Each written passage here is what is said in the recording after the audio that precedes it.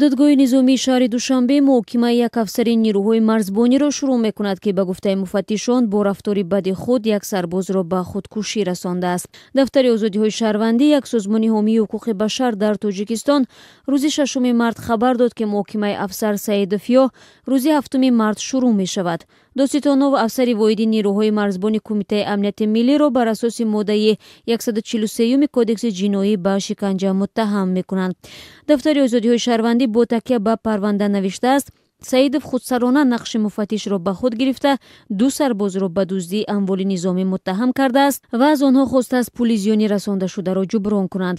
Афсар ба сарбозон таҳдид кардааст, ки дар сурати навардани пул ба доситонӣ хабар медиҳад ва волидонашонро ба қисми низомӣ даъват карда, ҳардуро дар назди дигар сарбозон беобрӯ мекунад.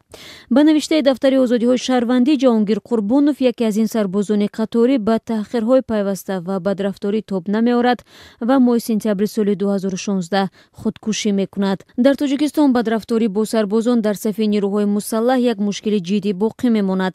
Ҳарчанд солҳои ахир чандин афсару сарбоз барои муомилаи бад бо ҳамсафонашон ва ё ба худкушӣ расондани сарбозе ба зиндон маҳкум шудаанд.